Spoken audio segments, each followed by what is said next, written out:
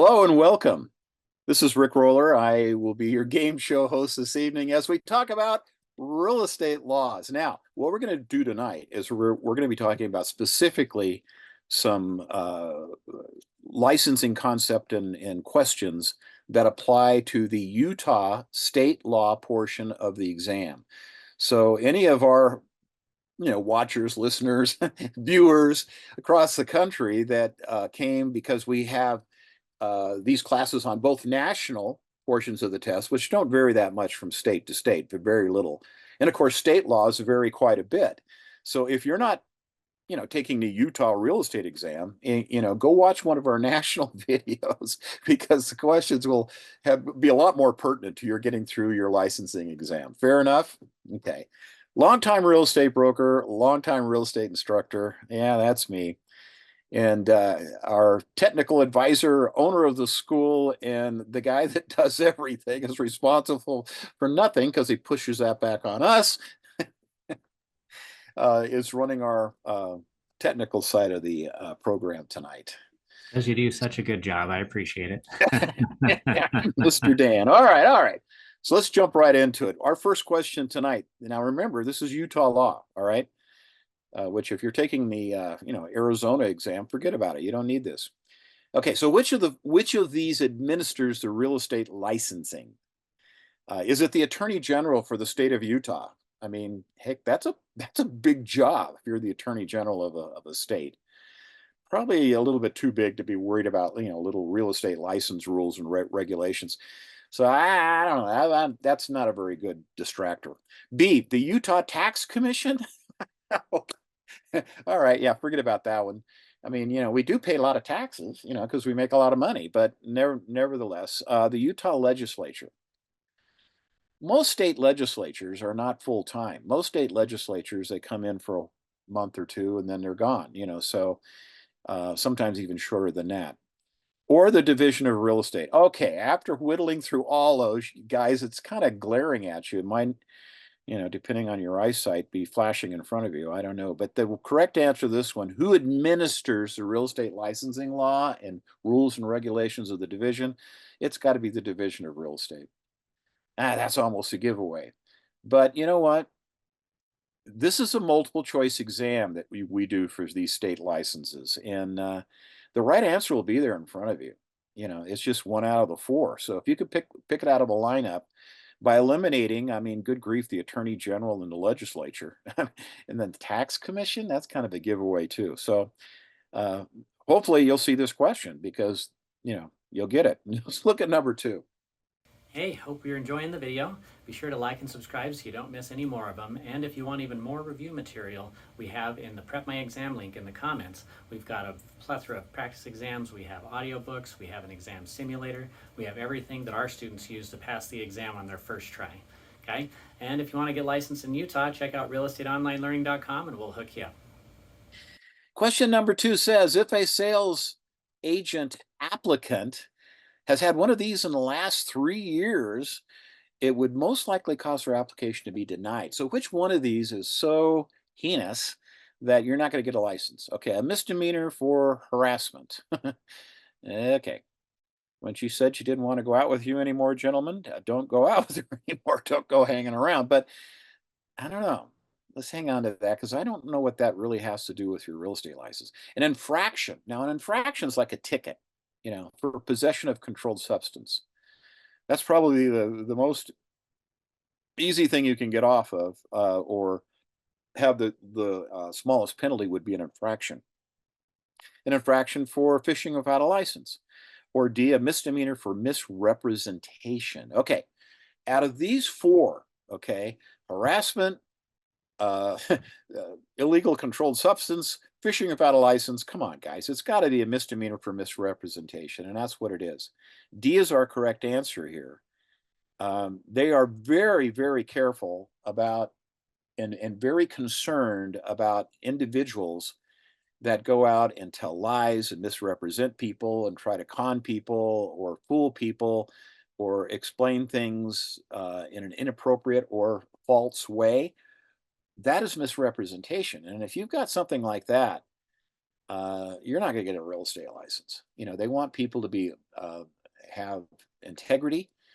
We're dealing with one of the most valuable um, things that people ever buy, as their own home. And of course we'll be selling real estate investment properties and other things like that too. So they don't want people that cheat and lie, and if they find out that you cheat and lie, they're not going to give you a license. It's just that simple. Okay, so go do something else. There's plenty of other things to do. Number three, don't mess up our industry. Number three, completed the pre-licensing course on March 1st, 2022. That's a while ago. And what is that?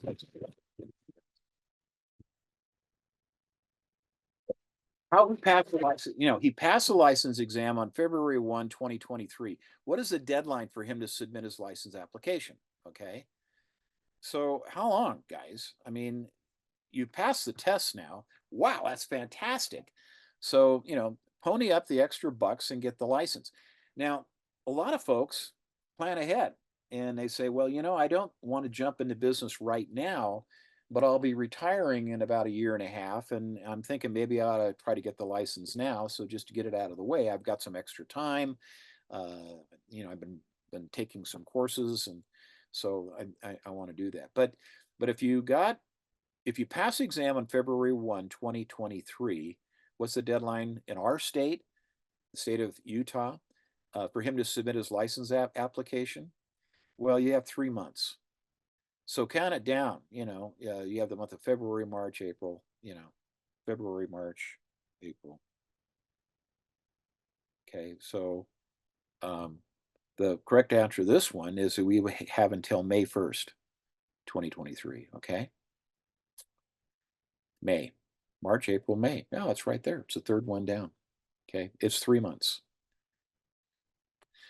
Well, for heaven's sakes, you went through that exam, excruciating experience. Now, please be aware that believe it or not, you only load a lot of this material in your head in, short-term memory.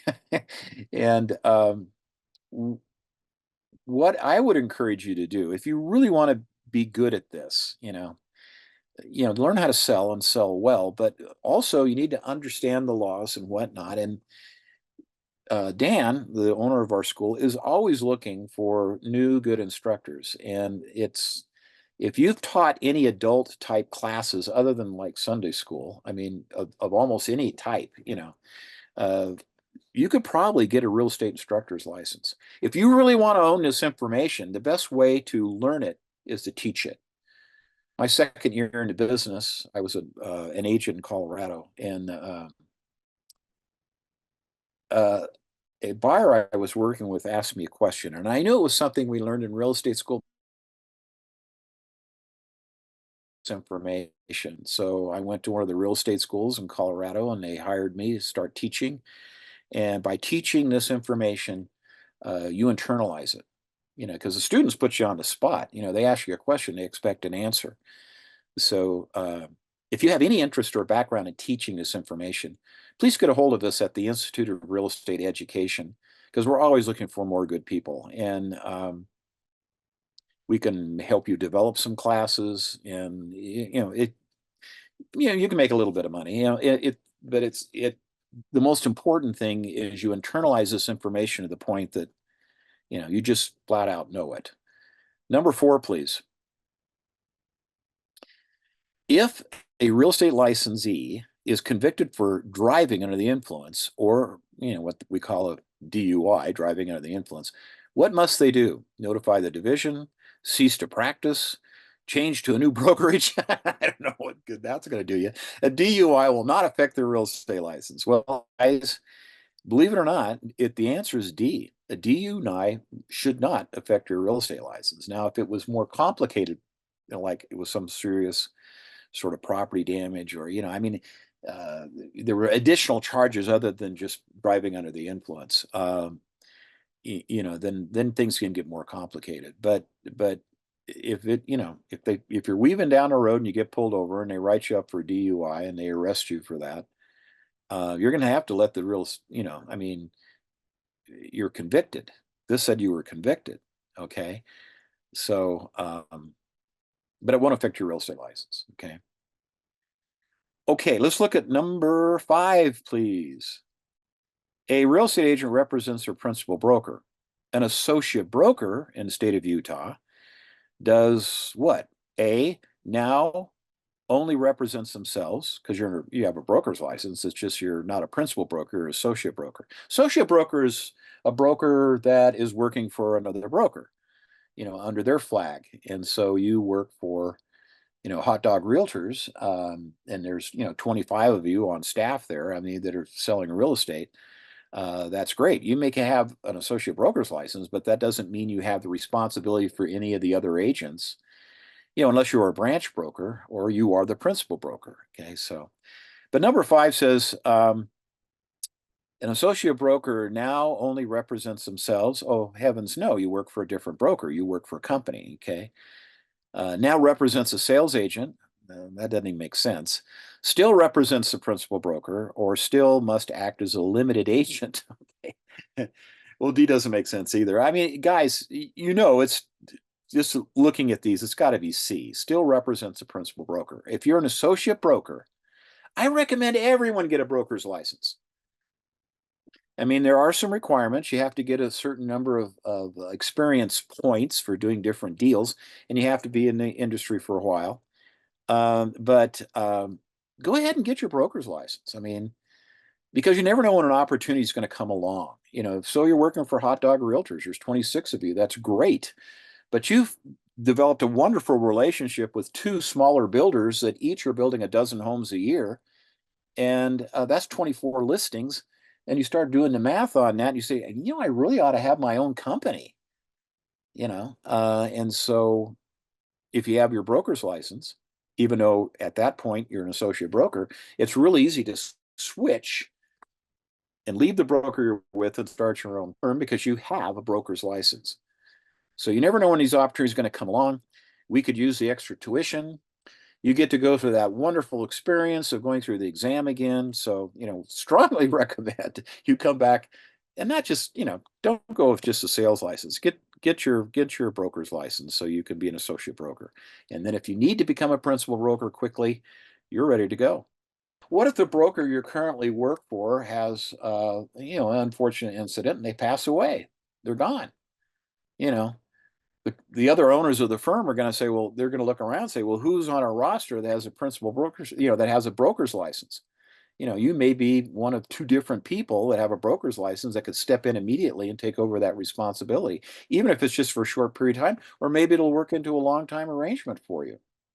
You don't know. Or maybe those 2 builders you're working with will say, you know what, why don't you start your own company, and we'll still stick with you. You never know where your opportunities will take you, but having a broker's license gives you more flexibility. I strongly recommend you do it. Let's go to number 6. And I strongly recommend you teach this stuff so that you own this information. Number 6, here we go. If you apply for your license, but do not include a brokerage with which to affiliate, which is true, you can send your license application in and not identify that you're going to immediately affiliate with any broker. Will your application be denied? No, it's still your application. Will your license be issued in an inactive status? That is the correct answer. They'll issue a license, but it'll be inactive. Well, why? Because you're not affiliated with a brokerage. But that's okay because now that you have a license and it's inactive, you need to keep renewing it every 2 years.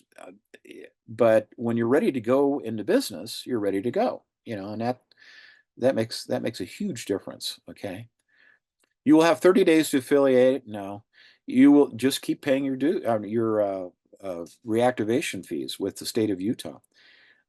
You will need to complete additional continuing ed to get your license. It depends on how long you've been inactive. You need to be a little bit familiar with that. But of these 4 answers, guys, you'll be issued your license immediately on an inactive basis, which you can then go back and activate. But you have to keep your fees up to reactivate every 2 years. And you may not have to get some CE credit until you want to activate, but they're really workable for this stuff. There are rules and regulations, and we have a person that is in charge of administering the license law, and you can get all your questions answered then.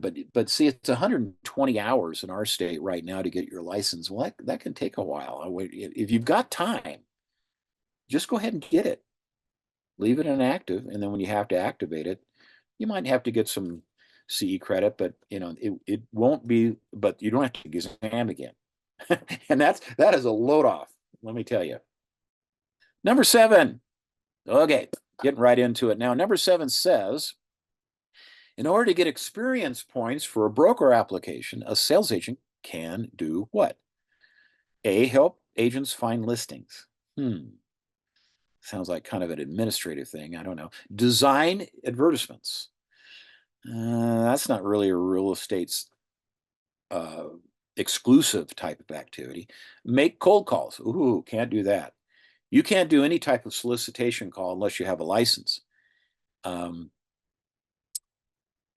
But just the fact that you're making cold calls and you do have a license doesn't mean you're going to get points for just making cold calls.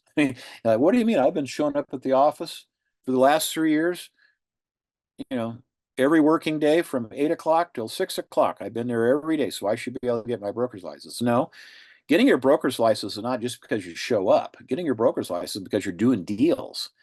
And by doing deals, you understand the business better. And they don't want to take someone who hasn't done a sufficient number of transactions and turn them loose with their own company because they can't answer all the agent's questions as well as a broker who earned their license, got all their experience points, and made it happen. Okay. So what we're looking at here on number 7, of course, is the correct answer is D, represent a buyer in a home sale, because you get points for that. You don't get points for doing solicitation calls. You do not get points for designing really cool postcards and ads. And you don't get points for doing investigative work and helping agents find listings, like, who's being divorced or who's in foreclosure or who, whatever. A lot of that work company do for you anyway. But some title companies will do more for you than others. Let's look at number 8, please. Number 8 says a sales agent fulfills requirements to get their associate broker's license. Hallelujah. Now they can do what? Okay. A, do not have to disclose their license status. Yeah, I'm a secret agent. No, no. Yeah. B, are still required to work under a principal broker or branch broker. Well, yeah, because you're an associate broker. Associate broker means you're not the broker, you're a broker. Okay. And there could be a dozen associate brokers working at this large company, and they're not responsible for all the other agents because they're not a branch broker or the principal broker. Okay.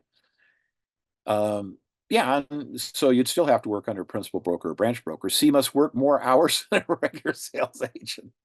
Okay. All right. Okay. D, still must act as a limited agent. Okay. Do you have to disclose your license status? Always. Are you required to work on a principal broker, branch broker? Of course. Must work more hours? Not necessarily. We're a performance-based business. I mean, you could work 10 hours a month and maybe do 2 deals, especially if you've got builders. You've got a couple of builders that are nailing together boards and making houses, building these beautiful residences, and they use you to put them on the market and sell them.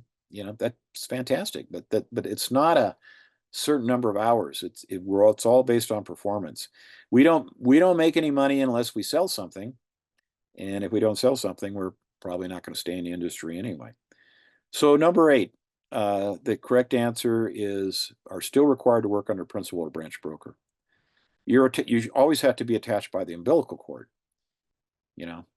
So. And of course, you'd be, because you have a broker's license, you're an associate broker. Okay. Number 9, please.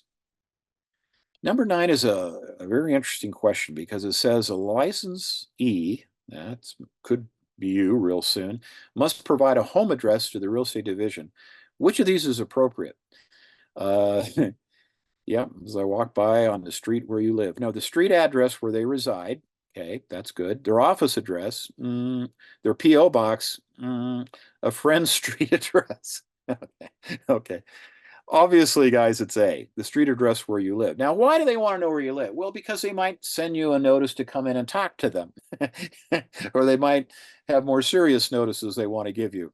They need to know where you live. Now, when I was running an office up in a little bit further north here from Salt Lake City, I had a lady who would run all her ads, and she'd put her, she's probably in her well, late 50s, and she would put her high school graduation picture on all of her ads. Okay. I don't know, that was kind of misrepresenting who she was, but it was a much younger version. And she'd go to a meet people that had not met her before, and they'd say, "Oh, well, are you her mom?" Or it's kind of funny.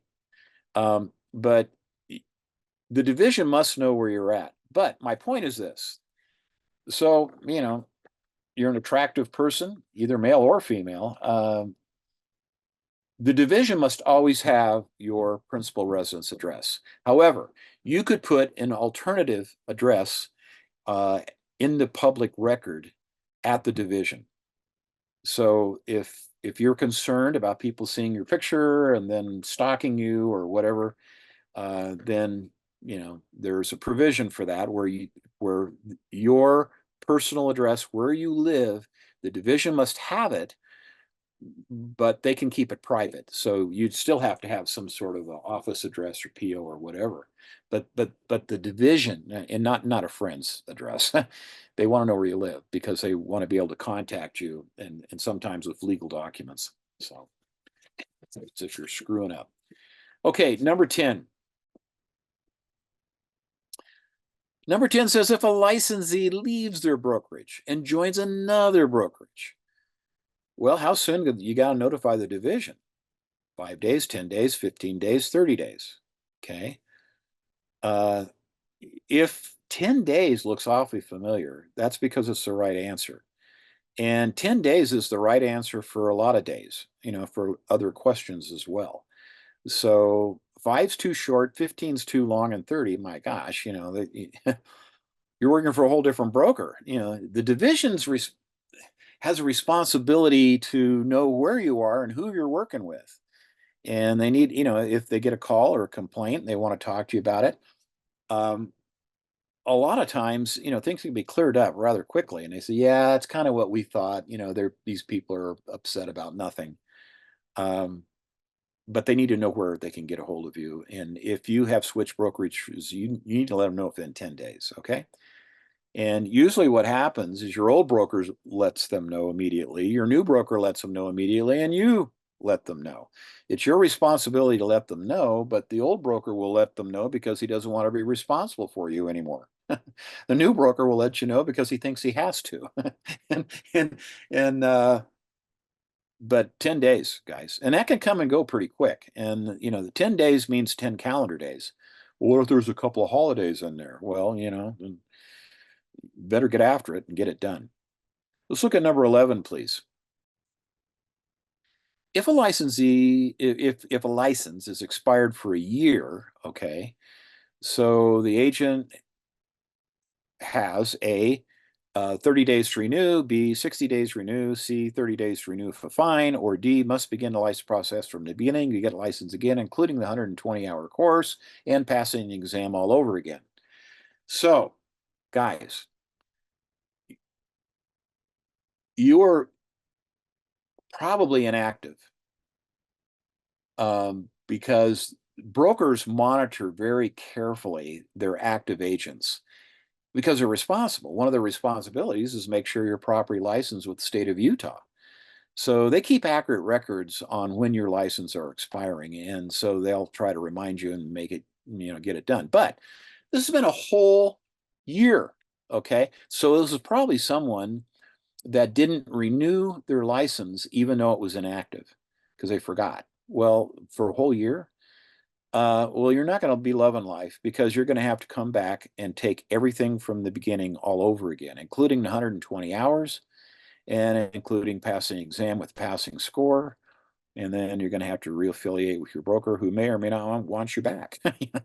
So the correct answer to this one, guys, is D. You got to begin the license process from the beginning to get licensed again. Come on, it's been a whole dang year. If you can't pay more attention than that, it's probably someone who was inactive. But never, nevertheless, make sure that license. You look. We'd love to have you come back to the school again, but seriously, you've got better things to do. So once you've been licensed, just make sure you meet all the requirements to keep your license active. Alrighty then, let's go to number 12. A nice dozen. On a real estate agent's first renewal, you must have completed the blank hour new agent course. In our state of Utah, we have a new agent course that during your first renewal, for your first renewal, which will occur in 2 years, it's a 2-year license, you got to take this course. And to renew your license, if you're inactive, there's some leeway back and forth, but if you're active, either way, if this is your first renewal, you've got to take the 12-hour new agent course. Okay. So the 12-hour new agent course is a great course. I highly recommend you come back to our school and take it. We have several excellent instructors, including me and Neil and a few others at the school that really hone in on this particular course, because it's now that you've been in it for a couple of years, you've got some really good, serious questions, and you've got some questionable things that may or may not have happened, and this is a great place to get your answers. Now, please be aware that we're available at the school for any of your questions at any time, even if you're not one of our students, and even if you are, just considering getting into the real estate business. We can give you a lot of information on what you need to do and what your chances are about getting a license if you've had some issues in the past. A lot of different things that we can do for you. But the new agent course in our state of Utah is 12 hours.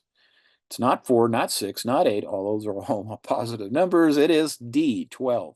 Okay, the 12-hour new agent course, and you're going to need 18 hours to renew, so you've got 6 more hours. But to get into the board of realtors, if that's something you desire to do, which probably will, because that's how you get access to the MLS, multiple listing service. That's how you get an MLS key, so you can get into various properties to show them. Then you're going to have to take an ethics course, and that's another 3 hours. That's 15 hours, right? And then, so you only have to pick up a couple more hours or so, because you got 15, you only need another 3 hours. So to get all your 18. But the new agent course is 12 hours. And a lot of boards teach that.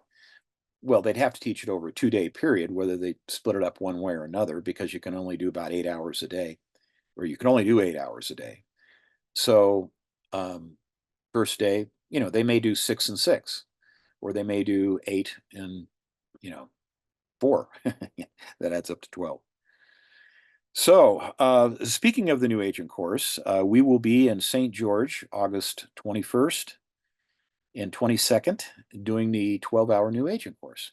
And we will also be in Cedar City on September 25th and 26th, doing the new agent course. So if either one of those dates work out for you, you can come and join us there. And we teach it quite regularly, and it's also available online too. So. Well, my name's Rick Roller, and I want to thank you for being with us tonight. I hope this has been helpful for you. The best way to prepare for the exam after you've learned the material, after you've been through all the classes, is to work practice questions. And these series in our real estate exam series here, our prep series, are spot on many of the hardest concepts that you need to be aware of. So once you completed the course, I would admonish you to spend a lot of time, studying those. If you have an individual question, you're welcome to call the school. If you have an individual question that you think you'd like to ask me, my number is 801-556-8000. That's 556-8000. Operators are standing by. And, sometimes if you're struggling with something, sometimes a quick phone conversation will get you cleaned up a lot easier than trying to read 3 different chapters out of the textbook. So, and we offer that. I'm happy to help, and so is Dan, and we have Neil, and we have several other Cracker Jack instructors that are on hand to help you. And hey, it's a great time to get into real estate. I know there's a lot of questions about the economy as we're here, and kind of, I don't know,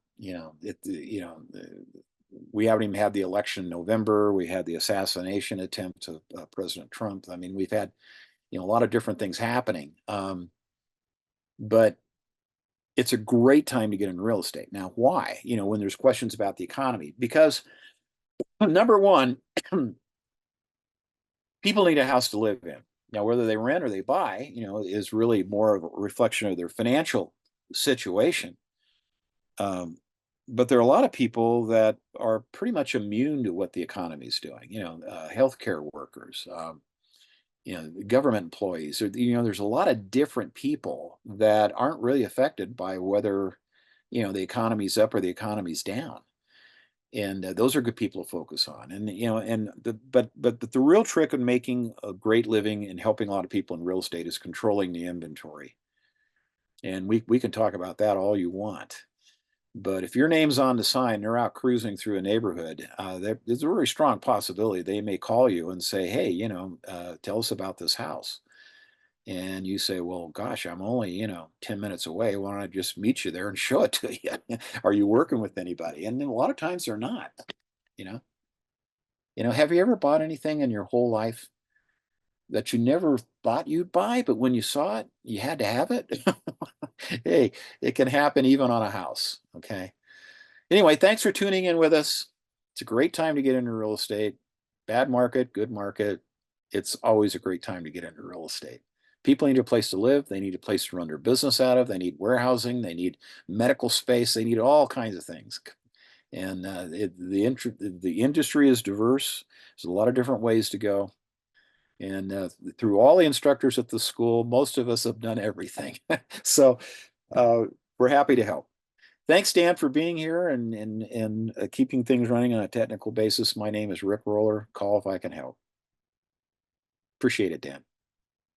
Thanks for watching. If you want to show some appreciation to our instructors, be sure to like and subscribe so that they see how much you enjoyed it. And if you want any additional review material, check the links below for our full suite of practice materials for the real estate license exam. Thank you.